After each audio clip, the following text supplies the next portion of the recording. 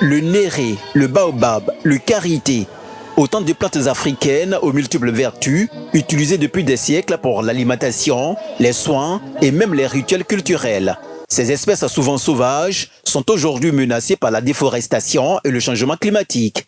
À l'effet de valoriser les espèces indigènes des plantes d'Afrique dans une perspective de développement durable, un salon des plantes d'Afrique est organisé à Abidjan à l'initiative de l'Association pour les plantes d'Afrique. Puisqu'il y a des personnes qui vivent de l'exploitation économique de ces espèces-là. Donc, c'est de travailler avec les acteurs pour que on en tire davantage de bienfaits. Déjà qu'on les préserve, qu'on puisse, en les préservant, déjà continuer à bénéficier de ce qu'elles nous ont toujours apporté.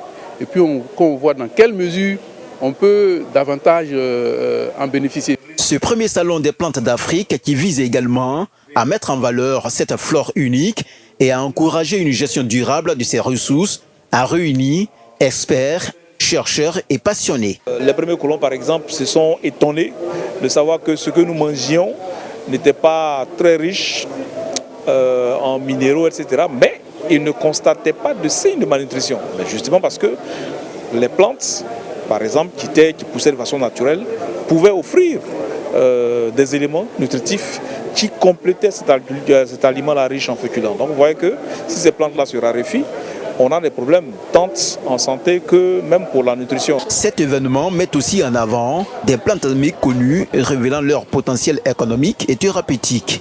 Nous avons tout en Afrique ici, on ne connaît pas l'utilisation des plantes. L'Isop, c'est une plante qu'on n'aime pas rester dans la salubrité. Bon, ici, on les plante dans les ordures qu'on sort. Il faut nettoyer en bas de l'arbre de Isop, parce que les feuilles qui sont tombées là sont des feuilles qui sont proprement, ça soit même ité.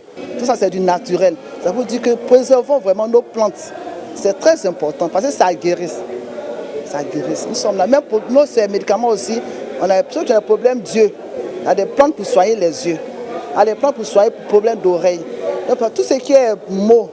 Le Salon des plantes d'Afrique se veut être une plateforme d'échange et de réflexion pour préserver la richesse naturelle de l'Afrique.